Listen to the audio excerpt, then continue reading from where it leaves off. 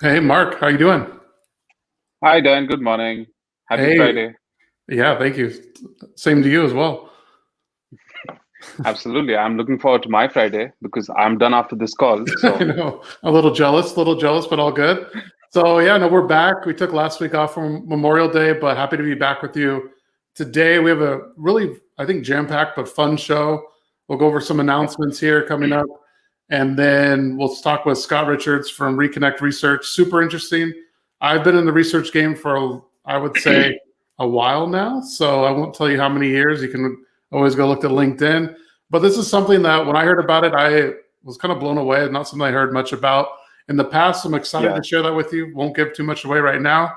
And then we have some data points at the end of the show with a travel survey that we ran in April, and then we just ran it again in June. So we'll compare some of those results. Somewhat interesting, and there's some interesting data points in there. So stick around till the end of the show, and we'll be doing that. So with that, I think we have some announcements, Mark. I know one thing we Yes. want to promote is the research certification. So this is something that we launched a couple of weeks ago now, and this is where you can get Right. certified on QuestionPro. So there's two levels.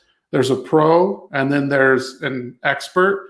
Obviously, do the pro first, then the expert. Pro has the basic capabilities with some advanced, I would say, and then the expert has more of the advanced capabilities, the block logic, the additional question types, advanced analytics options, and so forth. So check that out. It's free right now, so go do that, get certified, and you'll also get a badge and a certificate that you can put on LinkedIn, on resumes, and so forth.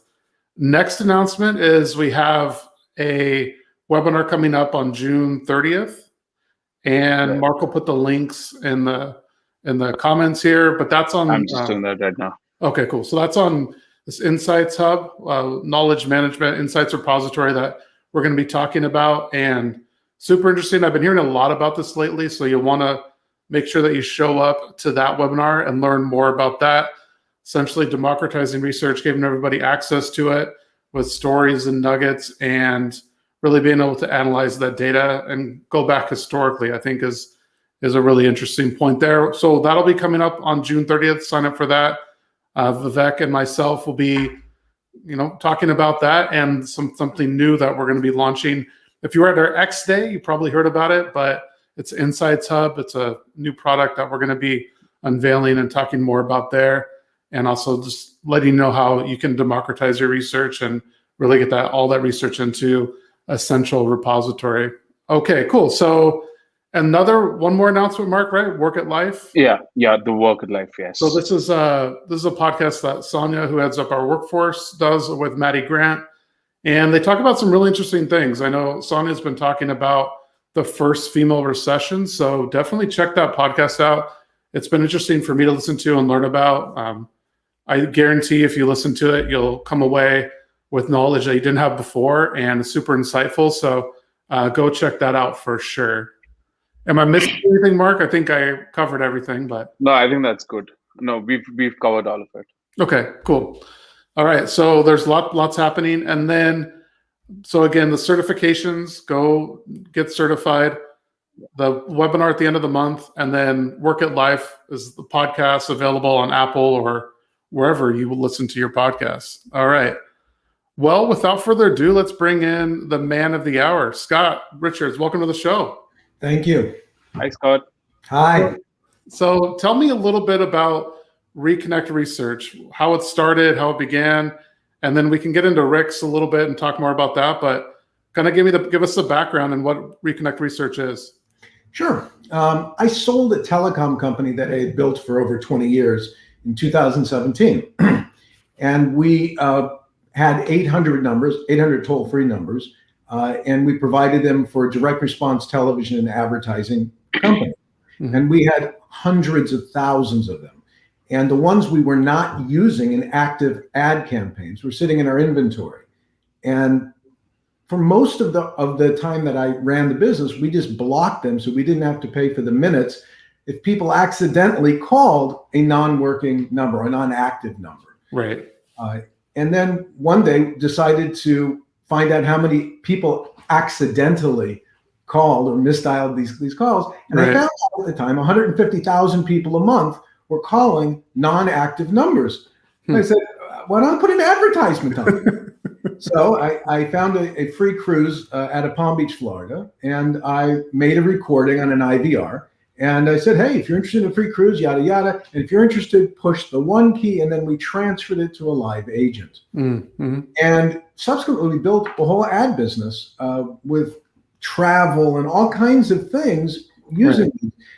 And then one day it occurred to me that a certain percentage of the people who wanted the free cruise, they had to put down a deposit of like $120 for taxes or port taxes. Right. And they couldn't even afford that. And I said, wow, if I could get paid somehow for everybody that called by just asking people questions, they could also participate.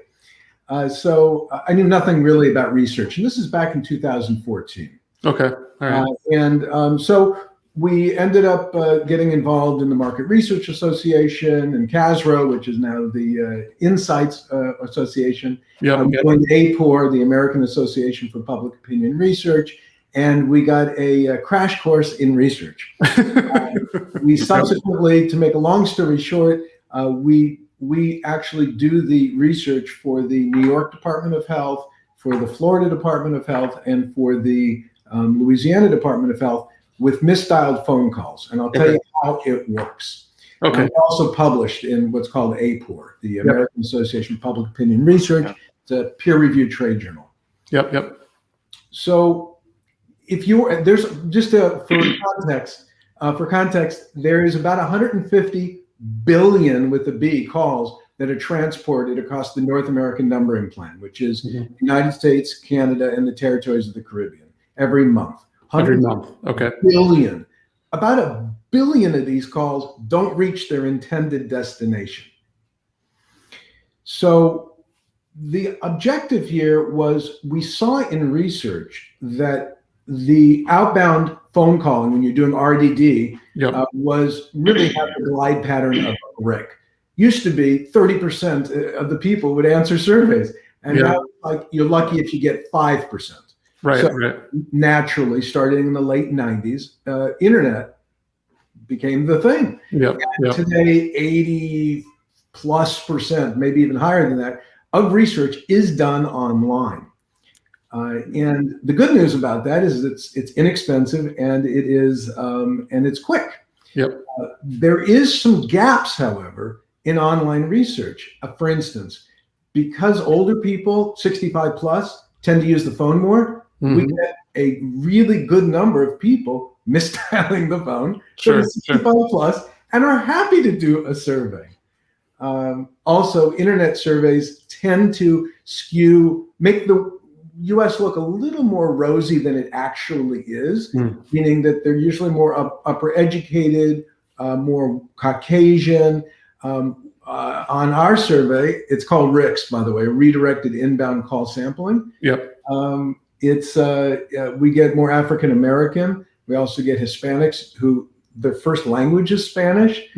So that's a quick overview. Maybe you want to ask some questions. Yeah, no, I'd love to dive in a little bit more. I think it's interesting because one, in traditional telephone research, you have the RDD, but then you also have a wireless component, right? So that's even harder segment, I think, to reach. So you're making sure that you reach, the desired population, right? That you need to survey. So I'm sure you're getting both wireless and landline numbers, right? So, that's something that's interesting to me. So just like people use phones is exactly how we get calls. So 60 some odd % of the calls are from wireless. And we know that in America, unless you're the government, you're not allowed to use a robodialer to do research and call mobile phones. Therefore, they all have to be hand dialed. And that's why basically outbound research is dead. It just doesn't make sense anymore. It's way too expensive. And who's answering the phone? But for us, our survey, the actual unweighted data, the researchers at RTI International, and you can see the research, our unweighted sample matches the US population better than any RDD sample. Wow, amazing. Because you're young and old, everybody, and we have a little more challenge for the 18 to 30-year-old group like everybody because they don't make too many phone calls. Right. Phone calls, right. But, Right. No, it's funny when you initially brought this up, I was thinking, I don't misdial any numbers. I just take my phone out, I scroll through, I click who I want to call. But then I started thinking about, well, no, when I like call a restaurant to order food, or I need to call this number for whatever, like car service or whatever. I'm like, yeah, I tend to sometimes I misdial numbers. So if you extrapolate that, like obviously me to the population, there, like you said, there's probably a huge number of these misdials, right? So it's kind of interesting from that standpoint. Yeah, it's remarkable. We did a study. I wanted to see the coverage that we had in America. Yeah. So we took 10 million of calls that we received, and we looked and we put them against every county in the U.S. We had calls from 98% of all counties, not states. Wow. In the United States. Crazy. And I think the only two counties we missed probably only had bear and moose in them. Right. That's funny. I like that. That's good. Did you use this much during the election, or was it primarily still used more by the states for? Yeah. You mentioned COVID, but I was curious about the election, if this was ever used for any polling or anything like that. Yeah. So we originally, our first foray into politics was in when Trump and the rest of the Republicans were running against Clinton and the rest of the Democrats in 2016, I think it was. 16. Yep. And so we did a poll, and we were published in CNBC, and CNBC said that we basically beat every pollster in the country. Wow. In Florida, we did the Florida primary, and we were off, like I think on Clinton by like 0.5%, something like that, some crazy amount. Wow. So recently, we did we wanted to see how we stack up against other pollsters. So we went, Nate Silver has a what's it called, 538, I think. Yep. 538. Yeah. So we there was 12 pollsters who did the Georgia Senate race, which was neck and neck. Mm. We beat 9 of the 12 pollsters on Warnick. We were by like 1% or something. And we called Warnick. We missed Osnoff. We hit Purdue, but we were only up by like 2%. And the real interesting thing about that is that we did it 2 weeks before the election. That was neck and neck. Wow. And we had 15% undecided that we did not force to make decisions. Interesting. So it's super accurate. And I think that's why we're used by the state departments of health. Yeah. They want to do, as you guys know probably, government tends to go with probability surveys. Right. Yeah. Non-prob is not really in their lexicon. Mm-hmm. The state departments of health, for them to do the equivalent survey, our accuracy is really close to probability. Yep. It would be 5 times the cost. Wow, that's amazing. And so their budgets are more constrained on state levels, but they need the accuracy because we're telling them, and they're making decisions based on COVID and vaccinations based on our data. Wow, that's amazing. That's so cool. That's really cool. That's awesome. And then is state as granular as you typically get, or big cities, does that tend to work out depending on the population sizes and things? Yeah, I would say down to about 1 million population, we're about okay. It starts getting a little bit dicey if it's below that because you need so many people to accidentally misdial the phone. So we could do like, let's say 1 million, but I might not be able to get as many completed surveys within a 30-day period or a week or whatever. We can do, just to give you context, we have the volume to do about 500,000 completed surveys a month. About 1 in 20 people will complete the survey. Right. So it's a very high participation rate. Yeah, very high. When we started our COVID survey last year, 1 in 7 people completed the survey because they were really interested in it. Wow, that's amazing. That's super. Like 1 in 20 is like, that's great.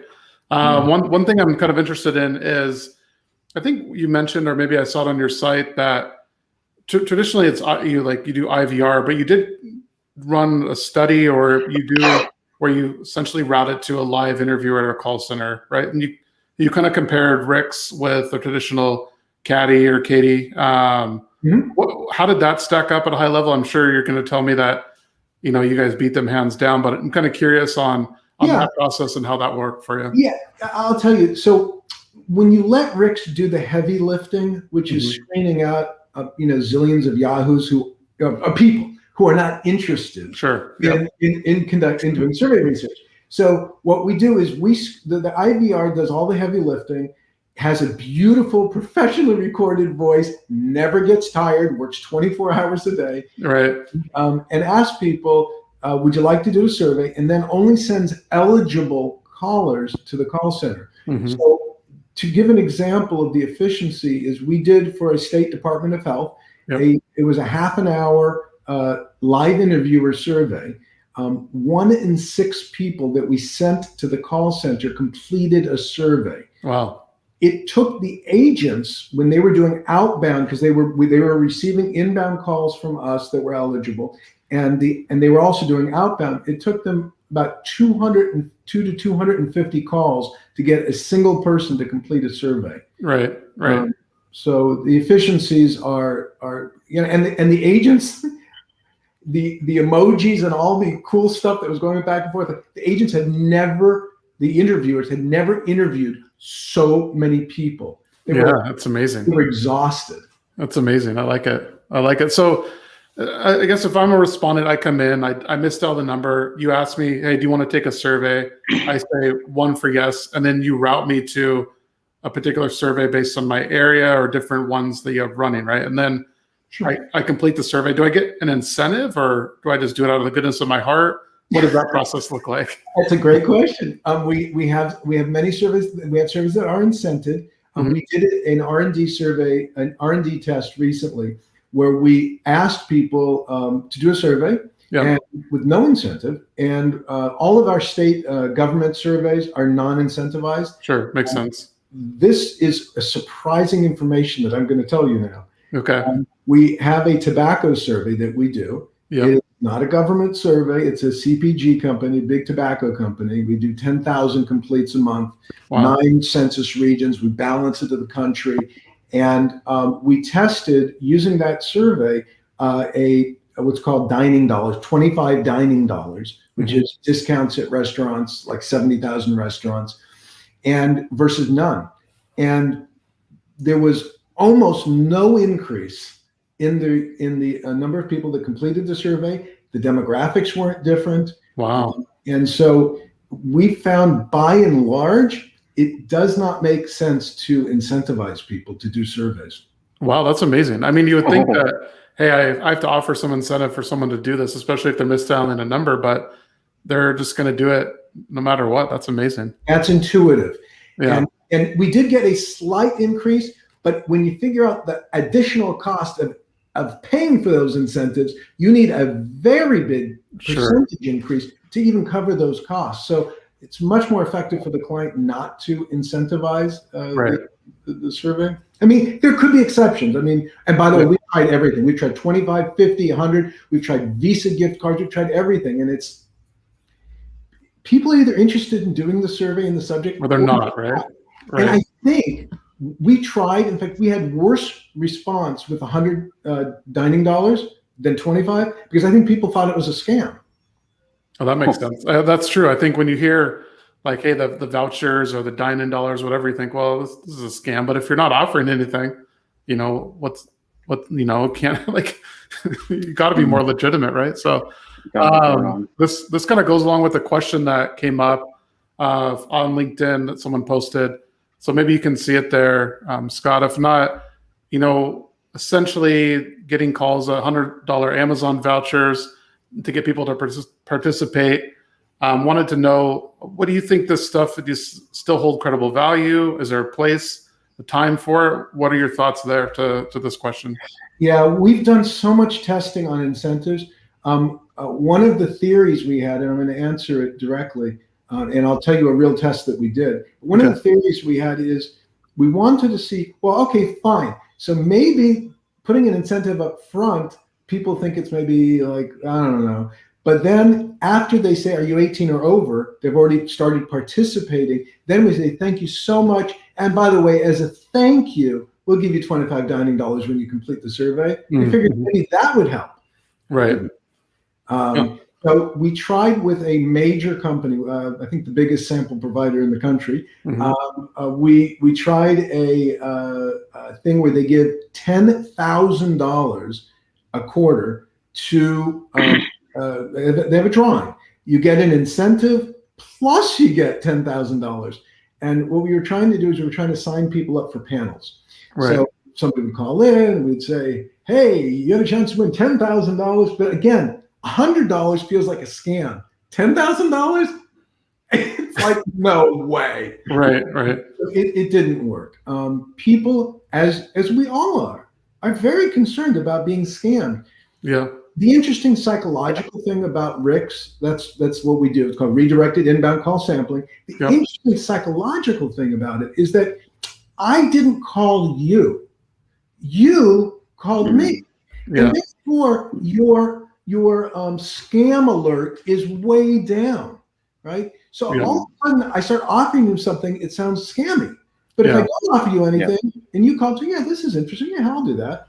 Right, So, right. That makes sense. Yeah, I'm not getting a call for update my warranty or I'm late on taxes or any of these things, right? Like I'm calling a number, I called it and I'm doing it. So it's kind of interesting there. I think you mentioned, that RICs, some of the populations that you can help out with are, older and then maybe low income, African American, Hispanics. Do you often like supplement research if it needs? Maybe we can't get this in traditional online methods, but we need, African Americans or we need Hispanics or low income or any area that you serve. Is it more supplemental, or do you just say, no, let us do it all and take it from there? I really think you can certainly do a mixed mode. It takes a good researcher to be able to, a data analyst to be able to mix modalities and then put together a report. But certainly, you can do it either way.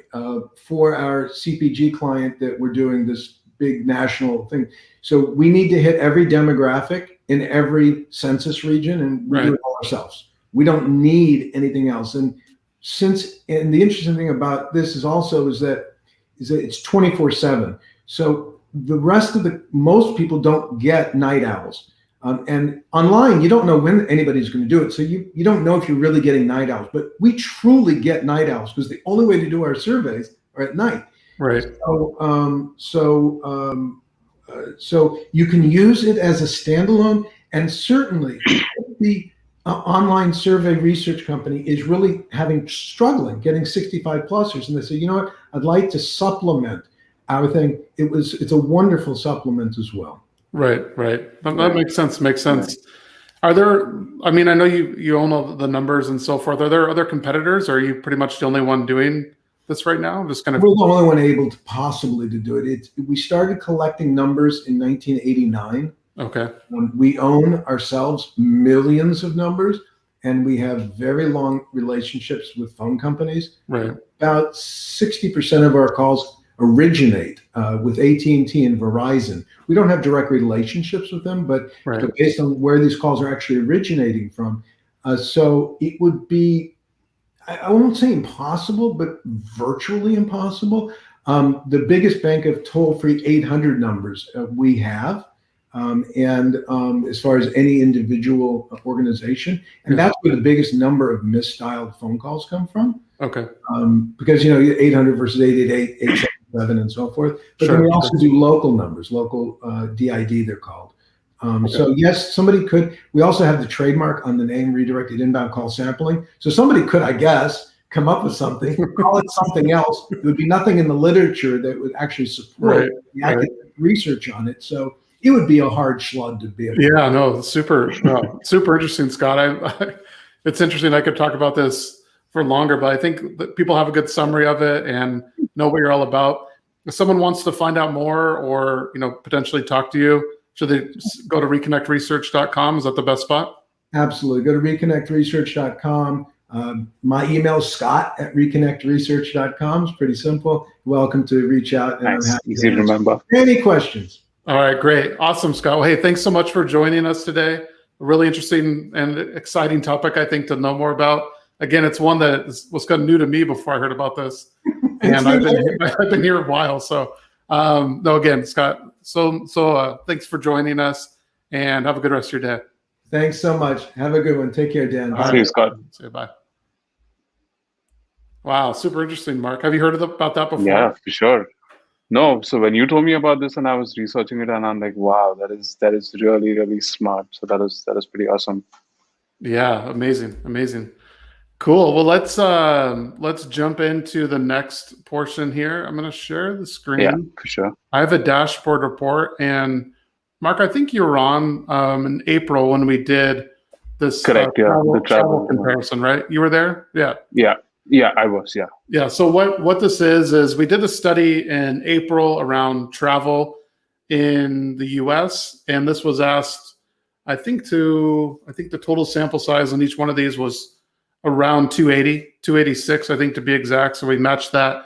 Again, we asked the same survey over this week in June, obviously. So April to June, and to compare some of these results. So I was interested in it because things are opening back up here in the States, and I wanted to see, hey, are people traveling more or less? Has anything changed? What's going on here? So we asked this again in April, and then again in June. You can see that the darker shade of blue is the April results. The lighter shade of blue is the June results. So wanted to show you guys this here that, are you planning to travel in the next 6 months? So in April, 64% said yes, and 35.6% said no. But yet in June, when we asked, I was expecting this to be a little bit higher. It was actually a little bit less. For sure. About 4% less that are not planning to travel. And then obviously the no was a little bit higher as well. But there may be some factors here, right? Like gas prices could be higher because of the pipeline shutdown that we had. So maybe that's part of it. I'm not sure. We could always dig into this a little bit more. And then maybe people already traveled though in the past 3 months. I don't know. Maybe that's a factor.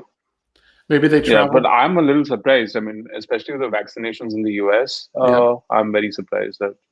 Yeah, it's interesting. Super interesting. I think that it went a little bit down. I think it'd be interesting to run this again another couple months, which we'll do, and to compare those results again. But when are you planning to travel? More people are planning to travel in the next month. So that's kind of interesting. Of those willing to travel, they're going to travel in the next month or so, which makes sense, I think, with summer break here in the States and kids being out of school. How many trips are you planning to take? So I thought this was a little bit interesting in that of those willing to travel, and a little bit more said 2 than 1. So maybe a few more trips of those that are willing to travel. And then what mode of transportation will you take? So a little bit fewer people said car. It looks like more people said a bike or cruise. So not much. Obviously, it's like 2 percentage points. So not too much there. I think what was interesting here is how comfortable do you feel now traveling now versus 6 months ago? So more people, are saying I feel more comfortable than I did 6 months ago. So this is an interesting indication. While the number that said yes, they're going to travel the next 6 months went down.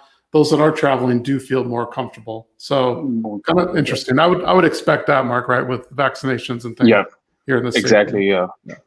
I mean, I'm surprised the number is not close to the 80% ranges actually. Yeah. I mean, if you combine like more comfortable and about the same level of comfort, I mean, assuming that they were comfortable in the first place, I guess. But this one I thought was a little bit. What's that? Sorry, Tim was saying that maybe a lot of people aren't traveling because a lot of the deals are already gone. Oh, that's true. That's what Tim thinks. Yeah, the deals to travel, like take flights and stuff, are not there. Like it's pretty expensive right now, so the deals are gone. All right, that makes sense. Regarding the trips you're planning to take in the next 6 months, so again, this is people that are planning to travel.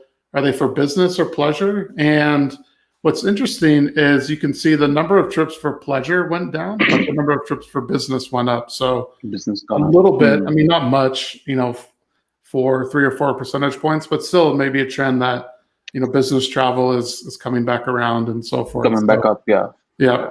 So I thought that was kind of interesting. These are people that said no. When are you planning to travel again? So more people said in the next 6 to 8 months. So then when we did the study back in April, so of those that said no, I'm not planning to travel in the next 6 months, people in the next 6 to 8 months, and maybe they're planning to travel after that. So kind of interesting results there. What are your primary reasons you're planning not to travel? So this is April, again, is the darker shade of blue. June is the lighter shade here. So I don't think anything too surprising here other than, let's see here. Can't afford it is about the same. I don't have time, which is interesting, is more now in June than it was in April. So that's kind of interesting there. Yeah, that's weird. Yeah. Huh. Interesting. And then the demographics. So we could always slice this and see demographics look pretty equal to what we did before, but we could always compare some of these results by demographic as well. But some interesting data points there, I thought. Of those willing to travel, they're feeling more comfortable about it, more business trips than pleasure, but still fewer. So they're planning to travel in the next 6 months than when we asked the study in April. So kind of interesting data points there. I want to do that comparison. We'll run this again, maybe in August, see where people are at, how they're feeling, what they're thinking, and we can go from there. But Mark, I think with that, we can wrap up the show today. Thanks everyone for joining me and Mark today, and have a good weekend and week. And we'll do it again next Friday. So be sure to tune in. All right. See you guys next Friday. See you, everyone. Bye.